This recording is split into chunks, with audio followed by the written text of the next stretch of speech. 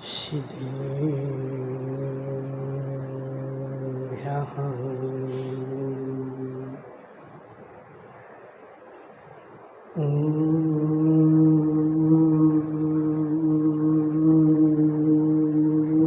नमः सिद्धेभ्यः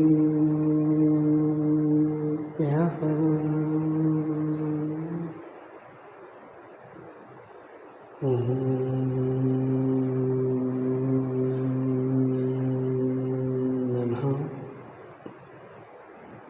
सिद्धेभ्यः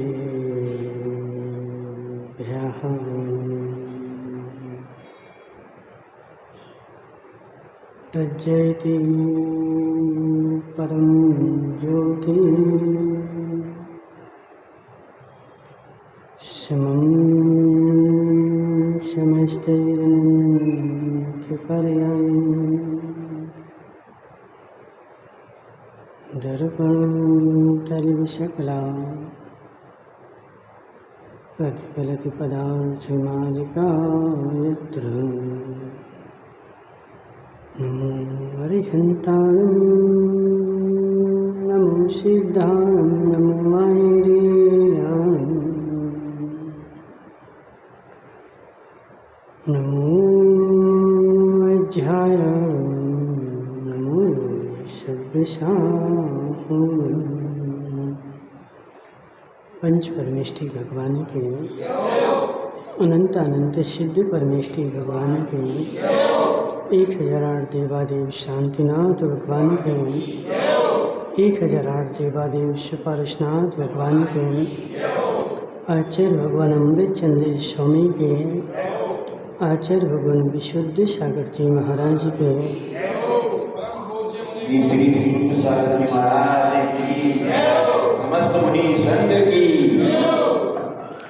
मनुष्य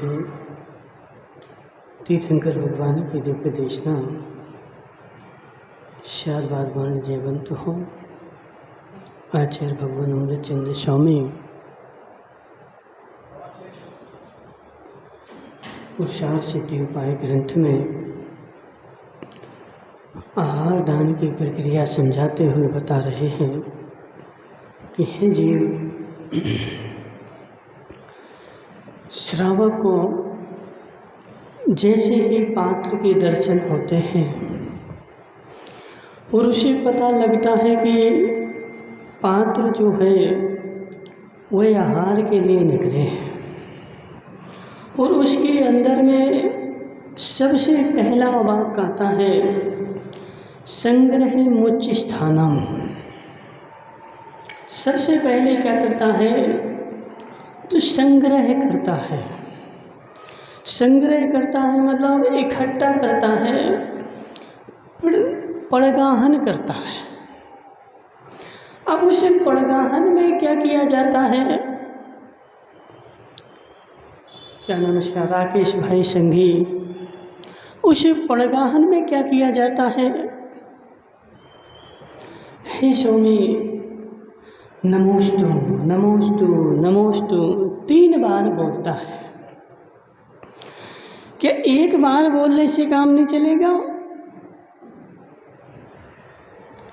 समझो बात को, कि एक बार नमोस्तु बोल दो तो काम नहीं चलेगा, 2 बार बोल दो ज्ञान संजय, 3 बार बोलने की क्या आवश्यकता है? बोले महाराज हमारे पिताजी 3 बार बोलते थे तो हम भी 3 बार बोलते थे।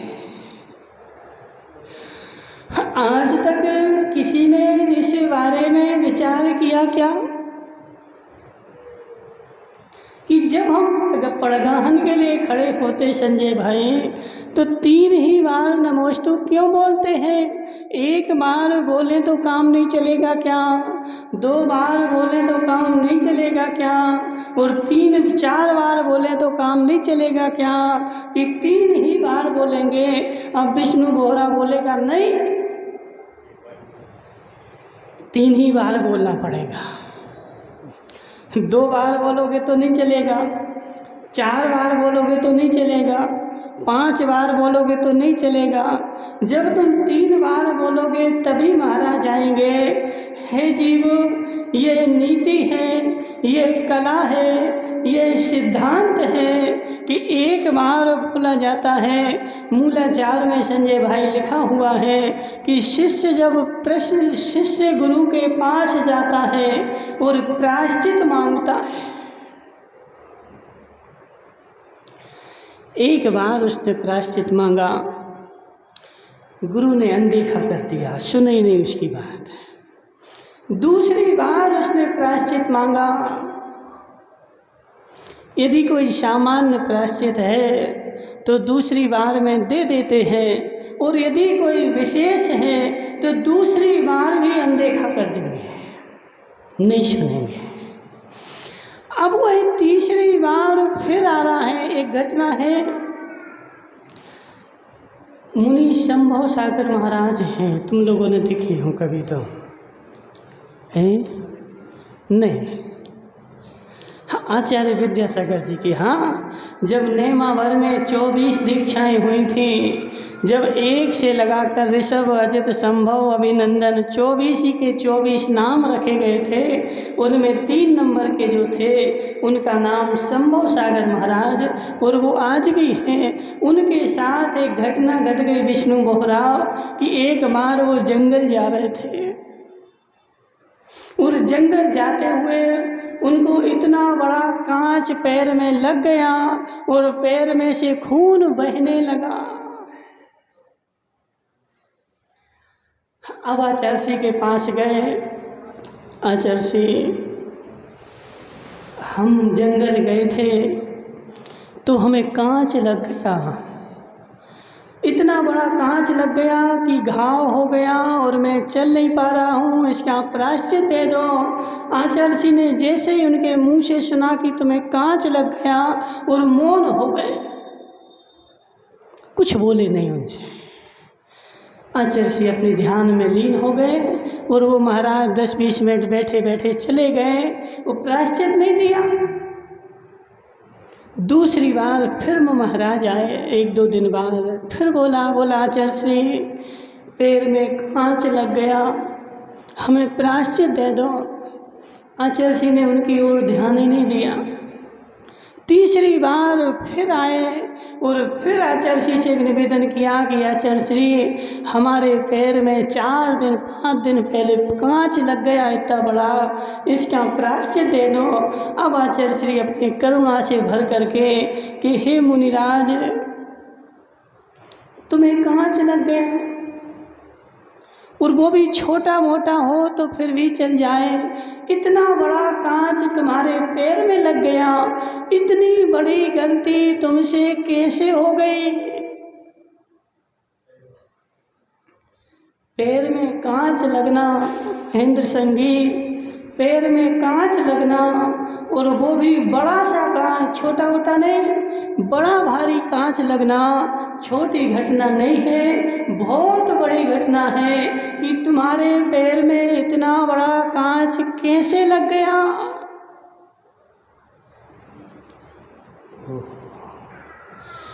जब तुम्हें इतना बड़ा कांच नहीं दिखा तो छोटी मोटी चीजें क्या तुम देखते होगे? पदमचंद जी, जब इतना बड़ा कांच तुम्हें नहीं दिखा तो छोटे छोटे जीव तुम्हें क्या दिखते होंगे? वो पर करुणा से भर करके आचार्य जी ने बोला कि जाओ आज का उपास कर लेना प्रायश्चित में। अब देखो ज्ञानचंद जी सोचेंगे कि देखो बोलो महाराज को कांच लग गया और उपास दे दिया। अब वो देखो ज्ञानचंद जी ऐसे ही स्वरूप है कि एक तो महाराज अपने बाल पटाएं और फिर उपास करें। तनक ही करुणा नहीं आती कि पहले तो केश लॉन्च कर दिए, पूरे बाल चीथ डाले और चीथने के बाद फिर बोल दिया कि उपास कर लो। पहले से तो उनको पैर में इतना बड़ा कांच लगा और पैर में खून आ रहा, चलते नहीं बन रहा, और उस पे ऊपर से बोल दिया कि उपास कर लो। ये बहुत बड़ा दंड है कि पहली बार में प्रायश्चित नहीं दिया। 3 बार क्यों बुलाया? अब जी महेंद्र संगी होगा तो बोलेगा हम तो जा रहे हैं, हमें नहीं चाहिए, हम तो अपने आप से ले लेंगे, हम तो शुद्ध हो जाएंगे, हमें नहीं चाहिए तुम्हारा प्रायश्चित, हम तो जी जा रहे हैं। हे जीव, हे जीव, 3 बार बोलने का मतलब क्या है कि हमारे अंदर में वह दया, मेरे अंदर में वह विशुद्धि है। 1 बार बोलो एक वचन, 2 बार बोला द्विवचन, और 3 बार बोला मतलब बहुवचन। 3 बार मतलब बार बार। विष्णु भाई, 3 बार मतलब बार बार उस चीज को बार बार दोहराया, बार बार बोला। इसलिए 3 बार जब नमोस्तु श्रावक बोलता है तब ऐसा पता लगता है कि इसके हृदय में वास्तव में श्रद्धा है, वास्तव में दया है। अब वो त्रिलोकचंद जी बोले महाराज नहीं आए, अब निवाई नगर है ना संजय भाई, निवाई नगर है, किसी का बेचारे का 1-2 दिन चौका खाली हो जाए तो जी नवरत्न टोंगिया तो ढोल बजाते हैं, बोले महाराज 2 दिन हो गए, महाराज 2 दिन हो गए। हे जीव, हे जीव, यदि श्रावक के अंदर में श्रद्धा होगी, भक्ति होगी तो 2 दिन हो जाए चाहे 4 दिन हो जाए वह रोएगा नहीं। और यदि श्रद्धा भक्ति नहीं है, उसने जबरदस्ती चौका लगाया कि महेंद्र संगी से बोल दिया नवरत्न ने कि हे महेंद्र संगी चौका लगाओ, चौका लगाओ, और जब 10 बार बोलोगे, जब बेचारा बड़ी मुश्किल से इकट्ठी सामग्री करके चौका लगाएगा और चौका लगा करके महाराज के पास आएगा, महाराज है क्या बोलेगा, आज हमारा चौका लगा है। हे महेंद्र संगी, चौका लगाया, छक्का क्यों नहीं लगाया? हे महेंद्र संगी, हे महेंद्र संगी, चौका लगता है और चौका लग के श्रावक साधु की, पात्र की प्रतीक्षा करता है, पात्र को निमंत्रण नहीं देता। महेंद्र भाई निमंत्रण नहीं देता, और यदि तुम निमंत्रण दे करके आ गए तो साधु तुम्हारे यहाँ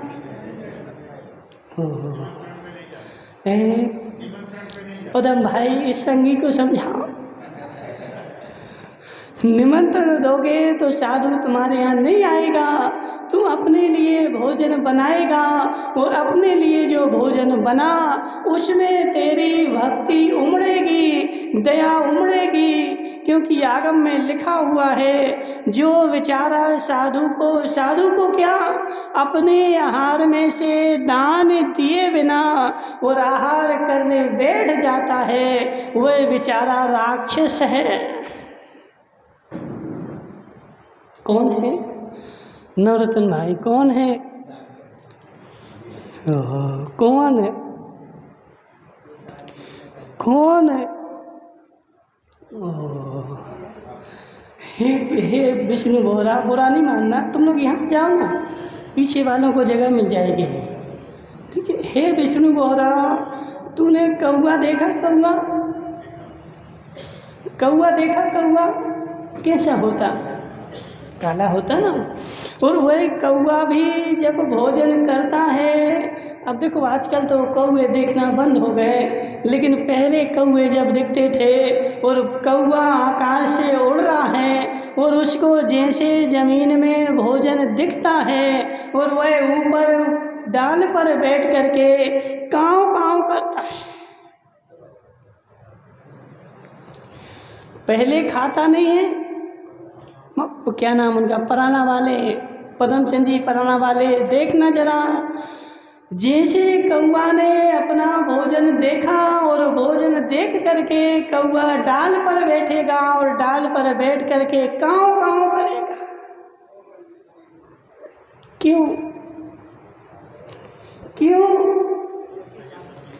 पहले अपने सारे साथियों को बुलाएगा और साथियों को बुलाने के बाद और फिर आकर के सब मिल कर के खाएंगे। हे कौवे, तेरी सोच कितनी अच्छी। और वो एक श्वान होता है, देखा श्वान, टोपी वाले दादाजी, श्वान देखा? श्वान क्या करता है? श्वान क्या करता है? देखो पदम चंद जी टोंगे बहुत होशियार है, बोले बता रहे महाराज, श्वान जो होता है, श्वान को रोटी दिख जाए तो वह रोटी खाएगा नहीं, मुंह में दबाएगा और सारे संसार में घूमेगा, ना खाएगा और ना खाने देगा, दूसरे को तो देगा ही नहीं। हे जीव, उस श्वान की प्रवृत्ति ऐसी है कि दूसरे को बांट करके नहीं खाएगा, लेकिन कौवा की प्रवृत्ति ऐसी है कि वह सबको बुला करके खाएगा। इसलिए सज्जन पुरुष जो होते हैं वह आहार करने के पहले उनके मन में ऐसी भक्ति उमड़ती है कि मैं इसे आहार में से कुछ दान कर दूं। लेकिन किसके? कौवे के नहीं, श्वान के नहीं, किसके? विष्णु मोहरा। किसके अंदर में? जो बेचारा श्रावक होगा, जो राक्षस होगा ना, उसकी यहाँ पर चर्चा नहीं है, क्योंकि श्रावक का आचार चल रहा है। तो किसके लिए? श्रावक के लिए, कि जब श्रावक का भोजन तैयार हो गया और भोजन तैयार होने के बाद पहले थाली पर नहीं बैठेगा, पहले द्वार पर आकर के और पात्र की प्रतीक्षा करेगा कि मेरा भोजन तैयार हो चुका, पहले मैं पात्र को इसमें से दान दे दूं, फिर उसके बाद मैं भक्षण करूंगा। नितिन भाई, तुमने छह ढाला पढ़ा के कभी? कभी नहीं पढ़ा। किसने पढ़ा छह ढाला? संजय भाई, छह ढाला पढ़ा है? क्या लिखा उसमें? मुनि को दे आहार फिर निजे करे आहारे। पहले मुनिराज यदि गांव में हैं तो उन मुनिराज को अपने आहार में से थोड़ा सा आहार दान देगा और फिर अपने स्वयं के आहार करेगा। मुनि के आहार के बिना आहार। महाराज, हम तो अभिषेक करने ही आते तो पहले नाश्ता पानी करके आते।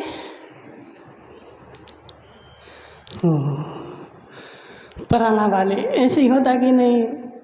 हम तो अभिषेक करने भी पहले आते हैं तो पहले कुछ नाश्ता पानी करके आएंगे, उसके बाद ही अभिषेक करेंगे। महाराज के आहार तो 10 बजे होते, 10 बजे तक हम कैसे बैठ सकते हैं?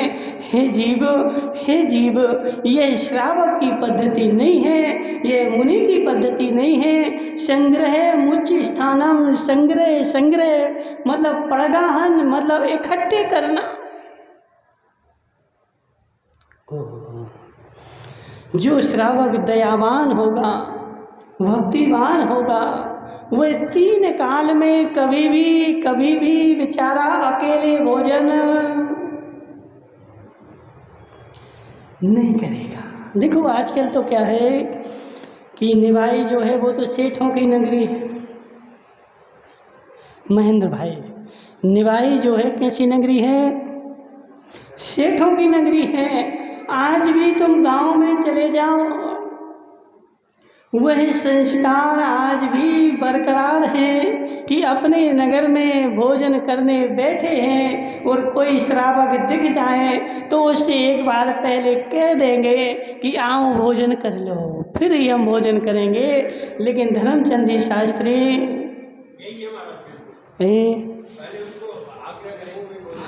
निवाई में ऐसा है?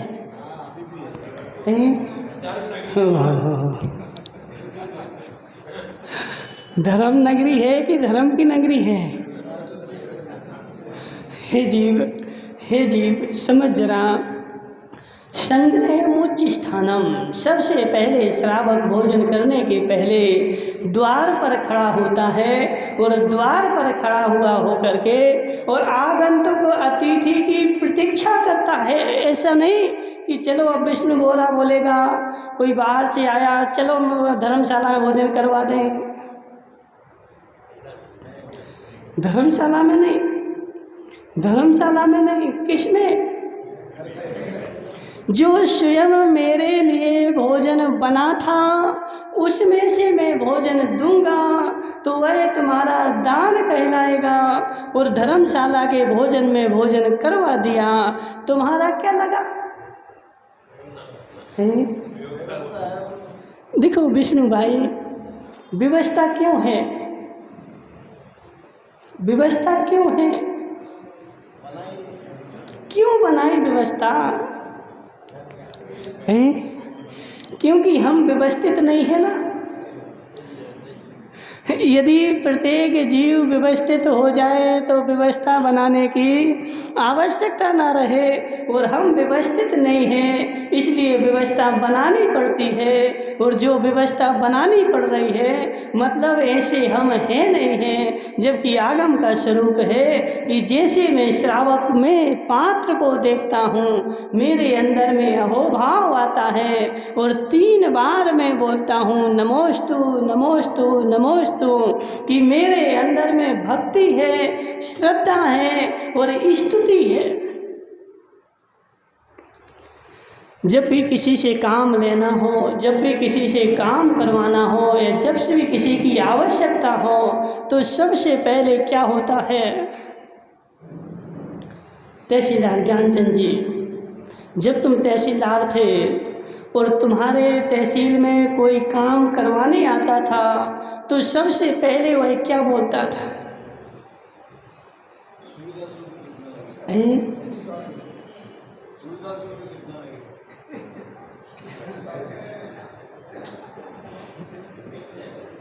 विष्णु भाई, तुम तेल निकालते ना इसलिए तुम्हें पता नहीं है, ठीक है ना।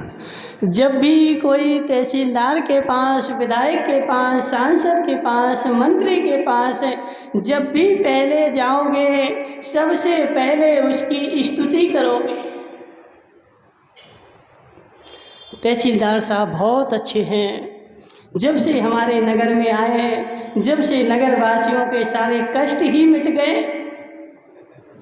समझो जरा संजय भाई, ऐसे ही बोलते कि नहीं बोलते? तुम्हारी अभी इस भरी सभा में बेचारा कोई विधायक आ जाए, वो कितना खूंचड़ हो, आज तक उसने किसी का एक भी काम ना किया हो और जितने भी काम किए हों वे सब उल्टे उल्टे ही किए हों, लेकिन वो यहाँ आ जाए तो माइक में क्या बोलोगे?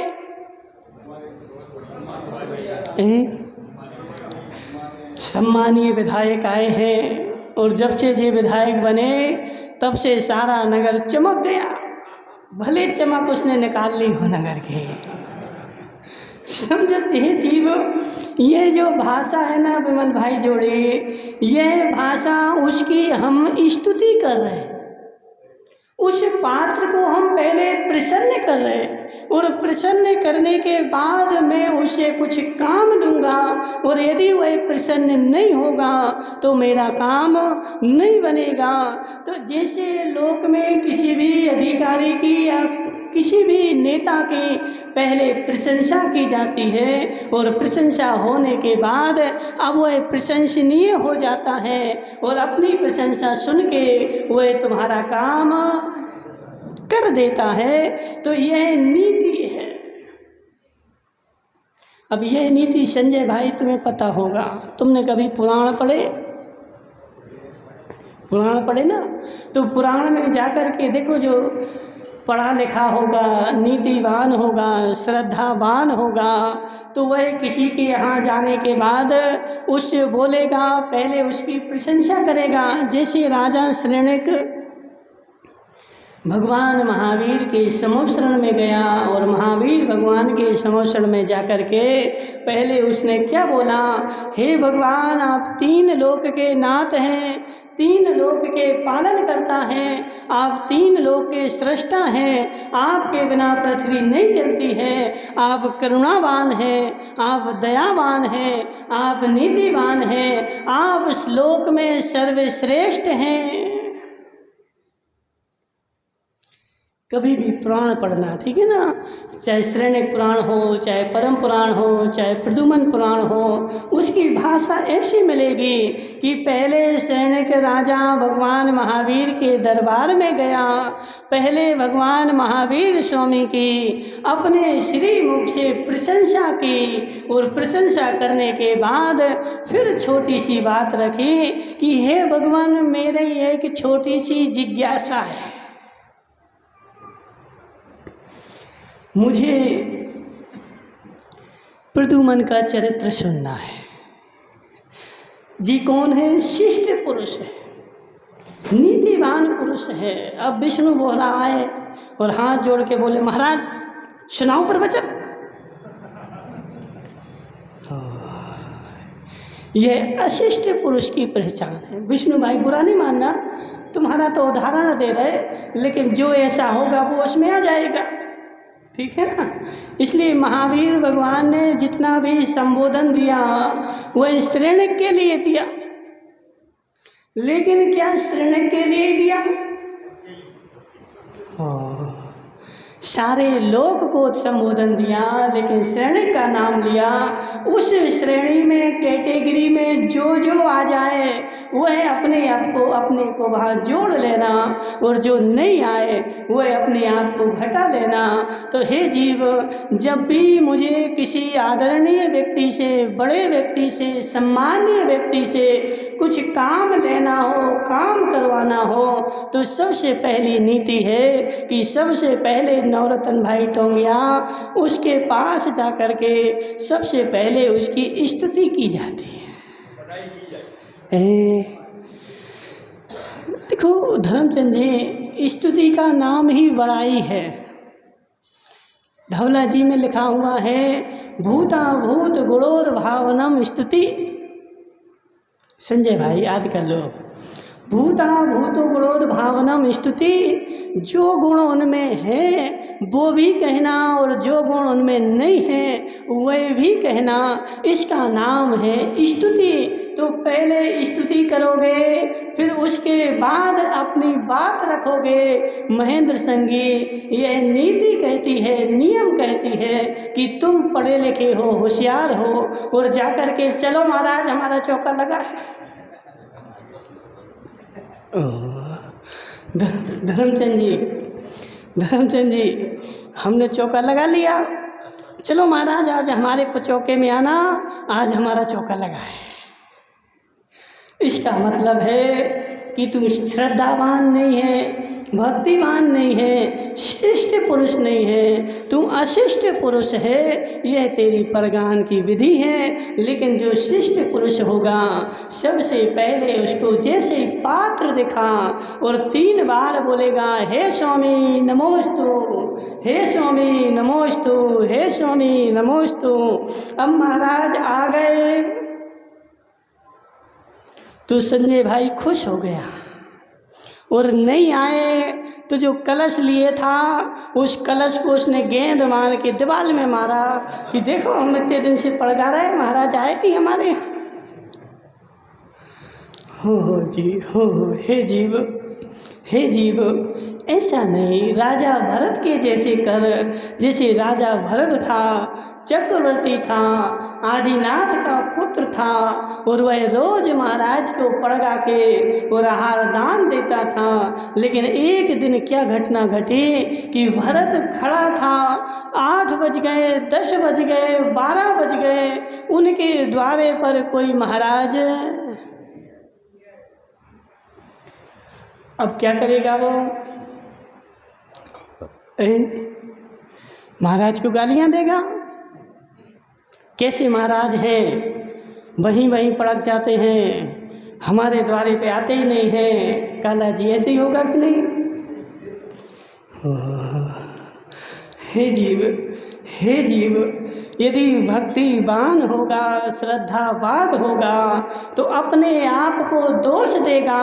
वह भरतेश वैभव पढ़ो काला जी, एक बार पढ़ा तुमने कभी? वो बेचारा तो देखो काला जी नोट बटोरने में लगा हुआ है, जहाँ से मिले तो बटोरो बटोरो बटोरो। हे काला, 1 रुपये भी तेरे साथ नहीं जाएगा। ये जो हाथ में पहने ना, ये सोने की है कि पीतल की है? सोने की है कि पीतल की है? नहीं बताओगे? वो बेचारा देखो डर लगता है उसको। हे काला, जो हाथ में पहने ना, ये भी तेरे जाने के बाद तेरे जो उत्तराधिकारी हैं ये भी पहले निकाल लेंगे और उसके बाद ही तुझे जलाने जाएंगे। एक सागर की देखो स्पष्ट घटना है संजय भाई, सुनो। एक बूढ़ी अम्मा थी 90 साल की, उसके बेटे जो थे वो बम्बई में रहते थे, नौकरी करते थे। उसने सारी जायदाद अपने बेटों को दे दी थी और आखिरी में वो एक दिन वह बेचारी चले गए। देखो सबको जाना है, 9 घंटों गया, सब चले जाएंगे। और एक दिन सुबह खबर मिली कि डोकरी चली गई। उसके बेटे सब रात में ही समाचार मिला और आ गए और सुबह समाज वाले उठा करके ले जाने लगे। लेकिन उसके बेटे ने बोला कि नहीं, पहले हमें अपनी अम्मा को देख लेने दो। नीरज भाई, जब बेचारी अम्मा जिंदा थी, रोग से तड़प रही थी, बीमार थी, तब कोई देखने नहीं आया। अब बेचारी मर गई, चली बसी, अब डेड बॉडी बची है तो वह पुत्र क्या बोल रहा है कि मुझे देख लेने दो। विमल भाई जोड़ी, क्या देखना तुझे, क्या देखना तुझे? यह तेरा मात्र बहाना है, मायाचारी है। अब उसको डेड बॉडी नहीं देखनी थी, अम्मा नहीं देखनी थी, उसको क्या देखना था कि इसके शरीर में कोई जेवर तो नहीं बचा। अब उसने जैसे ही कपड़ा वो निकाला तो उस अम्मा की सारे हाथ के पैर के सब वो निकाल लिए थे, लेकिन उसकी नाक में जो है ना इतनी मोटी नथ थी। अब वो बुंदेलखंड में ऐसा कहावत है कि बेचारा जलाते हैं तो थोड़ा बहुत को छोड़ देते हैं, ठीक है ना, पूरा नहीं निकालते, थोड़ा बहुत छोड़ देते हैं। तो गांव वालों ने वह नथ जो थी उसको पहने रहने दी और रात में ख़त्म हुई थी। सुबह तक वो अम्मा जो थी फूल गई, उसका शरीर फूल करके, और अब वह जो नथ बरसों से पहने थी अब वह खुल नहीं रही थी। उस बेटे ने बोला रुक जाओ अभी। वो अंदर से लाया चाकू और वह नथ पकड़ करके पूरी नाक काट दी और नथ निकाल ले। धर्मचंद जी, ऐसे ही तुम्हारे साथ होगा, चिंता नहीं करो, ऐसे ही सबके साथ ऐसे ही होना है। इसलिए हे काला जी, ज़्यादा धन के पीछे मत दौड़ो। तुम्हारे हाथ में जो है वह भी उंगली काट करके और निकाल लिया जाएगा। तुम्हें तो मात्र खाली जलाया जाएगा, 1 रुपये भी तेरे साथ नहीं जाएगा। इसलिए हे काला, थोड़ा स्वाध्याय कर। कब करोगे? पक्का? तो खड़े हो जाओ, खड़े हो जाओ। नहीं, देखो बैठे बैठे काम नहीं चलता है। खड़े तो जब तुम्हारे गले में बरमाला डली थी तो बैठे बैठे डल गई थी। काका जी सत्य बताना, जब तुम्हारी देवी वहीं खड़े रहो, ठीक है, तुम्हारी देवी खड़े रहो ना, बैठो नहीं। तुम्हारी देवी जब तुम्हारे सामने माला लेकर के खड़ी थी तो उसने बैठे बैठे डाल दी थी। सत्य बताना, खड़े हुए थे। माला नहीं डलती थी, माला नहीं डलती थी। डलती थी। तो बैठे बैठे डल गई थी कि खड़े होना पड़ा था। खड़े हुए थे ना, तो ऐसे है जीव, देखो हल्ला नहीं करो, हमें सब पता है, सब डलती थी। वो पदमचंद जी को नहीं डाली हो तो हमें नहीं पता, ठीक है ना। इसलिए हे जीव, आज से तू नियम ले ले। तुम दिन भर क्या करते हो? कुछ नहीं करते ना। तो 24 घंटे में कम से कम 1 घंटे स्वाध्याय करेंगे, पक्का। देखो सोच लो अच्छे से, ऐसा नहीं कि आज ले लो कल तोड़ दो। 10 मिनट तो बहुत कम हो जाता है, 10 मिनट तो कम हो जाता है, कम से कम आधा घंटे तो करो। अब तुम देखो 70 के हो गए, यदि तुम 30 के होते तो 10 मिनट का भी दे देते हैं, ठीक है ना। इसलिए काला जी आज से रोज आधा घंटे कम से कम, पक्का। तो 9 बार नमोकार मंत्र पढ़ लो। इसलिए संजय भाई देखो, ऐसे कल्याण होगा, ऐसे नहीं होगा अकेले। देखो शून्य मात्र से महेंद्र संगीत तुम नहीं करोगे तो तुम भी खड़े हो जाओ। और कौन है तुम्हारा? वो त्रिलोकचंद जी कहाँ गया बेचारा? त्रिलोक भाई यहाँ तो आओ सामने, तो ये जाए फटाफट आ जाओ। ज्ञानचंद जी हैं? हाँ तुम भी आ जाओ बाबूजी, बड़े बाबू। देखो बहुत बड़ा, हम तुमसे 1 रुपया नहीं मांग रहे, कुछ भी नहीं मांग रहे, तुम्हारे हित में बोल रहे हैं कि कम से कम देखो, अब अपनी उम्र जो है कोई भरोसा नहीं है, कब यमराज आ जाए और लेकर के चला जाए, कोई भी भरोसा नहीं है। यमराज आए उसके पहले थोड़ा अपना विवेक जगा ले, थोड़ा आगम का ज्ञान कर ले, जब आगम पढ़ेगा तभी विवेक जगेगा। इसलिए कम से कम थोड़ा आधा घंटे, 24 घंटे में जब भी तुझे समय मिले त्रिलोक भाई, ठीक है। और एक ग्रंथ रख लेना कोई, और उसी को रोज पढ़ना। ऐसा नहीं कि आज भक्तामर पढ़ लिया कि ये पढ़ लिया, नहीं, एक ग्रंथ परमानेंट रखना और उसी को रोज पढ़ना। पढ़ोगे? नहीं, कोई भी चरित्र पढ़ो, प्रद्युमन पढ़ो, चाहे श्रीपाल पढ़ो, चाहे मैना सुंदरी पढ़ो, कोई भी पढ़ो, लेकिन आधा घंटे रोज पढ़ना। नहीं, उसका मतलब स्वाध्याय नहीं है, वो पाठ है, स्वाध्याय करना। महेंद्र संगी पक्का? नहीं, पाठ नहीं करना, स्वाध्याय करना, ठीक है। महेंद्र संगी जल्दी बोलो फटाफट, पक्का?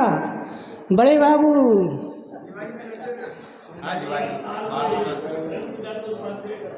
नहीं, एक ग्रंथ का नहीं करना, रोज करना है, आधा घंटे रोज करना है, ठीक है। 24 घंटे में जब भी तुम्हारे पास समय हो तब कर लेना। टोंगिया जी देखो छूटने वाले थोड़ी, प्रसाद तो सबको मिलता ना थोड़ा थोड़ा। टोंगिया जी पक्का? और कौन बच रहा है? नहीं, जो वो पदमचंद जी टोंगिया है, पदमचंद टोंगिया, तेरे नाती हो गए, पोता हो गए, पंथी हो गए, संती हो गए, अब तू स्वाध्याय कब करेगा? अब तुझे क्या टेंशन है? तो स्वाध्याय कब करेगा? आज से करोगे ना तो 9 बार नमोकानंद पढ़ लो, सब लोग 9 बार नमोकानंद पढ़ लो, और बैठे में जिसकी भी भावना हो 9 बार नमोकानंद। देखो जो दादाजी कर रहे हैं, संजय भाई तुम नहीं करोगे? करते हो तब भी नमोकानंद पढ़ लो, नियम हो गया। नवरत्न टोंगिया पक्का? और जी संगी, वो पराना वाले संगी, हाँ बैठ जाओ, ठीक है, यहीं बैठ जाओ ना, वहाँ क्यों जा रहे हो तुम? गंगवा जी तो करते ही है ना, जो नहीं करता ना उसको करवाना। विमल जोड़ी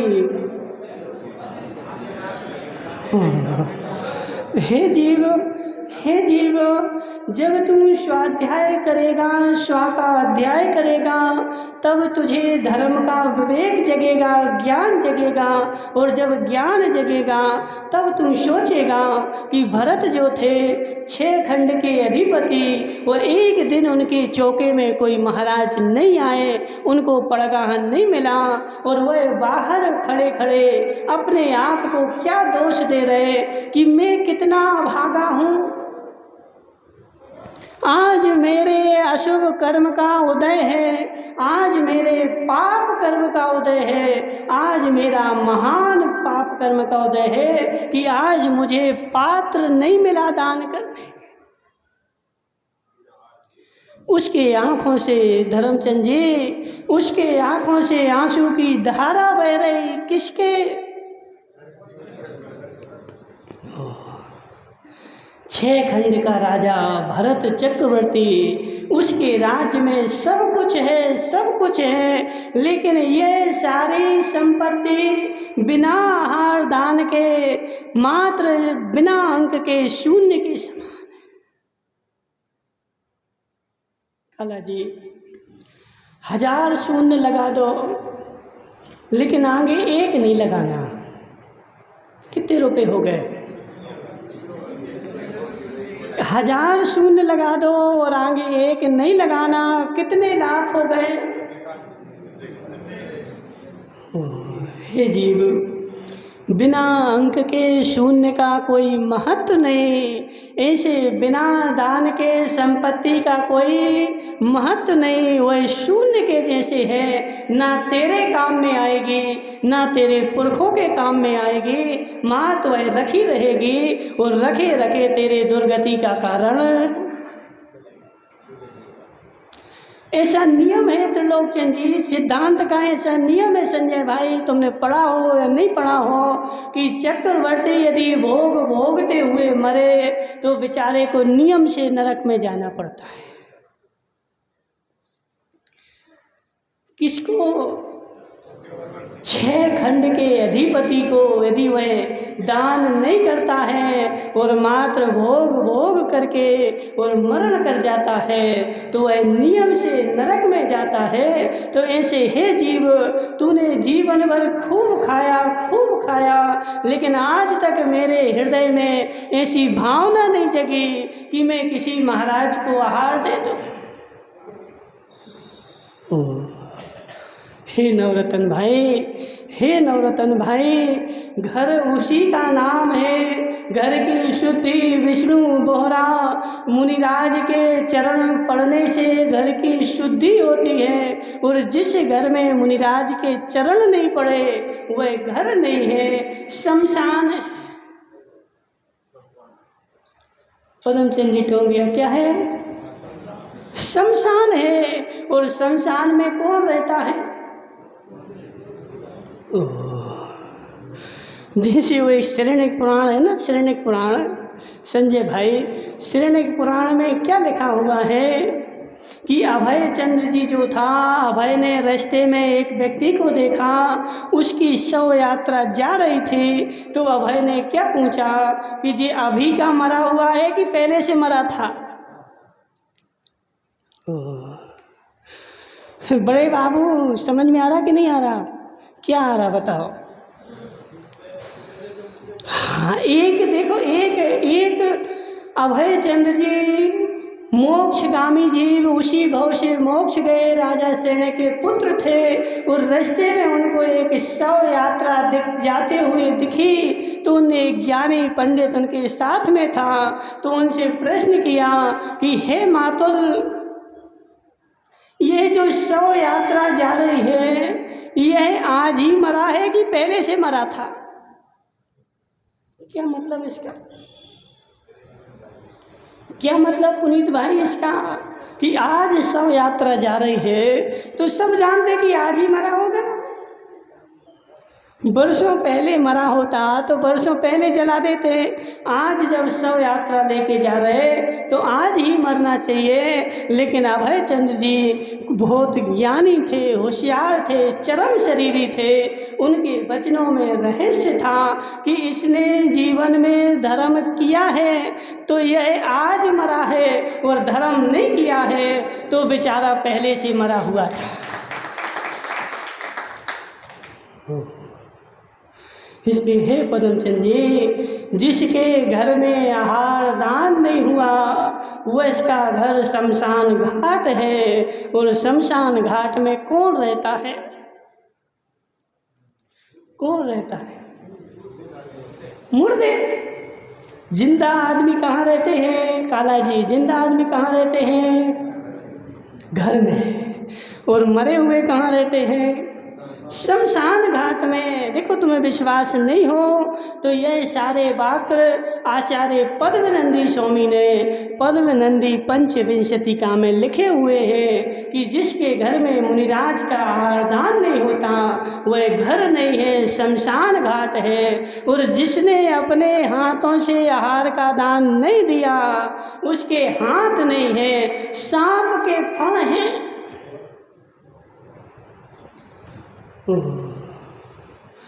जोड़ी भाई, जोड़ी का क्या नाम है?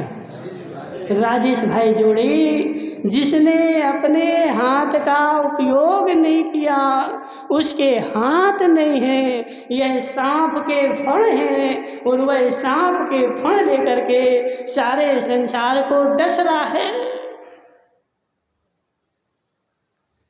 हे जीव, हे जीव। काला जी देखो, पुरानी मानना, ऐसे तुम अब स्वाध्याय का नियम ले लिया ना। हमने तुम्हें जो जो बातें बताई हैं, हमारे जाने के बाद तुम स्वाध्याय करोगे, तुम्हें एक एक बात उस शास्त्रों में मिल जाएगी। फिर इतना आनंद होगा कि महाराज ने जो बताया था, देखो जी लिखा है यहाँ पे। त्रिलोकचंद जी, आनंद आता कि नहीं आता कि जब मैंने महाराज के मुंह से सुना था और वह चीज़ मुझे आगम में प्रमाण मिल जाए तो हृदय से आह्लाद भाव आता है कि महाराज जो कहते थे वह मन से नहीं कहते थे, आगम प्रमाण से कहते थे। तो ऐसा आगम में लिखा हुआ है। हे पुनीत संगी, जिसके घर में चौका नहीं लगा, महाराज की आहार नहीं हुए, वह घर नहीं है, शमशान घाट है। और जिसने कभी आहार दान नहीं दिया वह उसके हाथ नहीं है।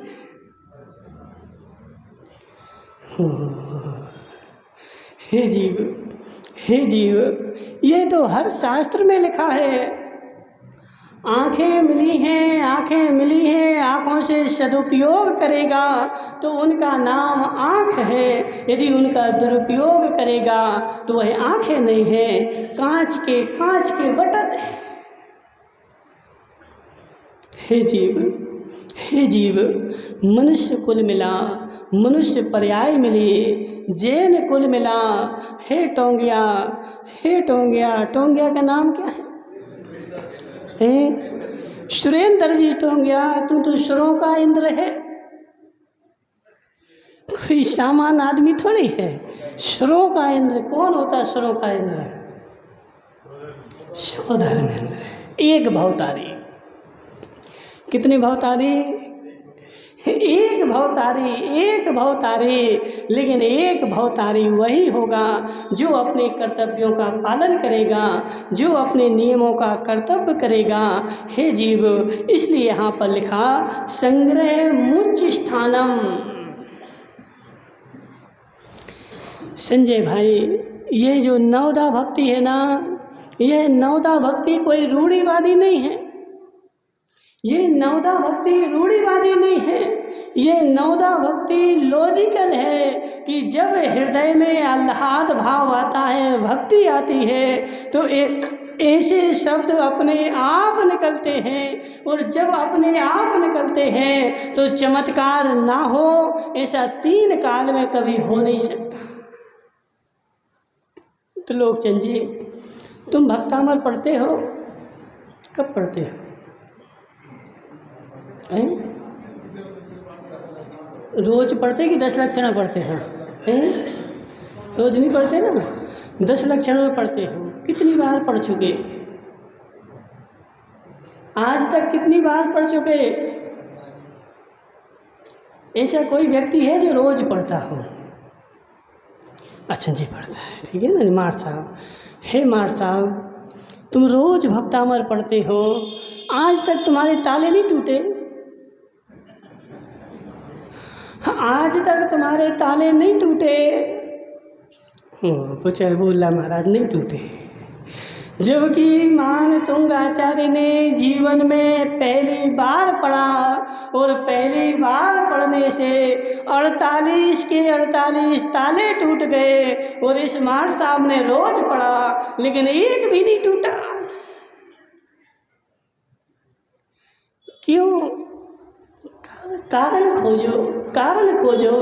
जब मान तुंगाचार्य भक्तामर पढ़ रहे थे तब उनके भक्तामर अंदर से नहीं निकल रहा था, वह भक्ति की चिंगारियाँ निकल रही थी, अंदर से श्रद्धा निकल रही थी, और भक्तामर कहीं लिखा नहीं था, वह अंदर में भक्ति थी और अंदर से निकलता आ रहा था। और उस भक्ति के निकलते हुए 48 ताले टूट गए, और मैं क्या करता हूँ, जो लिखा हुआ है वह बाँच देता हूँ, अंदर से तो कुछ। राजेश भाई जोड़ी जो उसमें लिखा है वो मैंने लाख बार पढ़ा लेकिन आज तक चमत्कार नहीं हुआ, और जब आचार्य मान तुंग ने एक बार पढ़ा और चमत्कार का मेला लग गया। क्यों? क्योंकि उन्होंने जो पढ़ा था वह अपने अंदर से श्रद्धा से भक्ति से पढ़ा था। और मैं क्या करता हूँ कि मैं मात्र पुस्तक लेकर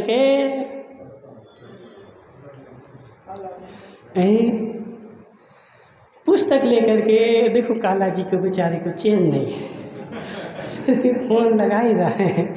हे काला, थोड़े तो चैन ले ले, इन बाहरी कामकाज से थोड़ी चैन ले ले, थोड़े तो अपनी आत्मा का ध्यान कर ले, थोड़े तो अपने आप को पहचान ले। अब 70 साल के हो गए, अभी नहीं तो।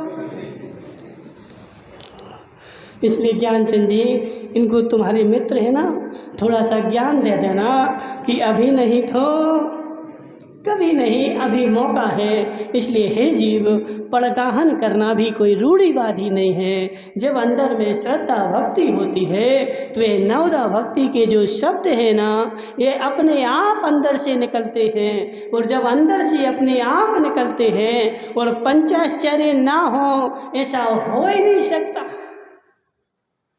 नियम से होंगे, नियम से होंगे, लेकिन कब संजय भाई, कब अंदर में श्रद्धा भक्ति होगी तो नियम से पंचाश्चर्य होगा। उस दिन कोई बोल रहा था बेचारा, बोले पंचम काल में मोक्ष नहीं जाते। कौन बोल रहा था? धर्मचंद जी बोल रहे थे।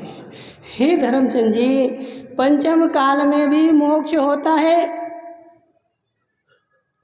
पंचम काल में भी मोक्ष होता है, पंचम काल में मोक्ष नहीं होता, यह नास्तिकों की मान्यता है। इस पंचम काल में भी मोक्ष होता है, तुम अपने सिर पे रखवा सिगड़ी। नहीं जाएगा विदेश क्षेत्र, इसी भाव से मोक्ष जाएगा। हे जीव, विदेश क्षेत्र वही जाएगा जिसका आधा मोक्ष इस भाव में हो जाएगा और आधा जा कर के वहाँ करेगा। लेकिन आधा तो हुआ। धर्मचंद जी, आधा तो हुआ। हे जीव, नहीं करेगा तो दूरानुदूर भव हो जाएगा। इसलिए ऐसी मान्यता नहीं बनाना कि इस भाव से मोक्ष नहीं होता। इसी भाव से मोक्ष होता है। जब तू आज से प्रक्रिया चालू करेगा तब 2 4 6 8 भाव में जा कर के मोक्ष होगा। और सोचता रहेगा कि अभी मोक्ष नहीं होता है तो तेरा कभी भी मोक्ष नहीं होगा। इसलिए हे जीव, अंदर की श्रद्धा भक्ति बढ़ा, सब काम होंगे, चमत्कार भी होगा, पंचाश्चर्य भी होगा, ताला भी टूटेंगे और मोक्ष भी होगा। लेकिन नियम शर्त एक ही है कि जो भी काम कर अंदर से होना चाहिए। क्योंकि देखो बाहर से करने से कुछ नहीं होता। वो नवरत्न टोंग वो है ना, सुरेंद्र जी टोंगिया बेचारा कल फेयर एंड लवली खरीद रहा था। हे सुरेंद्र टोंगिया, हे सुरेंद्र टोंगिया, अब फेयर एंड लवली लगाने के दिन थोड़ी बचे। ठीक है, अब जैसी कलर है, जैसा कलर है अब वो वैसे ही रहेगा। बाहर से भले तुम पाउडर पोत ले, चाहे फेयर एंड लवली पोत ले, कुछ भी पोत ले, बाहर से तो बदल सकता है लेकिन अंदर का कलर बदलने वाला नहीं है। और अंदर का बदल जाए तो बाहर से पोतने की आवश्यकता नहीं है। विष्णु भाई सत्य है कि नहीं? अंदर से बदल जाए तो बाहर से पोतने की आवश्यकता नहीं है। और बाहर से पोत तो अंदर का बदलने वाला नहीं है। इसलिए हे जीव, हमें जो श्रद्धा भक्ति करनी है वह अंदर से करनी है। अंदर से जो श्रद्धा भक्ति होगी वह बाहर अपने आप आचार्य बोलते हैं कि हे मुनिराज, यदि तू कमरे में बैठ करके साधना करेगा तेरा प्रचार सारे संसार में फैल जाएगा। और प्रचार कर फैलाने जाएगा तो तू नरक का गामी हो जाएगा। संजय भाई, तुमने कभी अगरबत्ती लगाई? अगरबत्ती लगाई कभी? कहाँ लगाई थी? रोड पे? और घर पे लगाई थी ना? तूने घर के एक कोने में अगरबत्ती लगाई थी और उस अगरबत्ती में दम थी, खुशबू थी, तो रोड पर चलते हुए व्यक्ति को खुशबू। तो लोग भाई ऐसे ही होता कि नहीं होता? एक कोने में अगरबत्ती लगेगी लेकिन उसकी खुशबू सारे मोहल्ले में फैल जाएगी क्योंकि उसमें ताकत है। तो ऐसे हे नवरत्न भाई, तू कमरे में बैठ करके साधना करेगा, तेरा पुण्य बढ़ेगा, सारे संसार में तेरी ख्याति फैल जाएगी। और ख्याति फैलाने जाएगा तो संसार तुझे गालियाँ देगा। इसलिए हे जीव, अंदर का परिवर्तन कर, अंदर से श्रद्धा भक्ति ला। अंदर से श्रद्धा भक्ति होगी तेरे सारे काम हो जाएंगे। और काम करवाने जाएगा तो सब काम फेल हो जाएंगे। इसलिए हे ज्ञानचंद जी, अंदर की श्रद्धा भक्ति बढ़ा, यही धर्म का सार है। बोले शांतिनाथ भगवान की।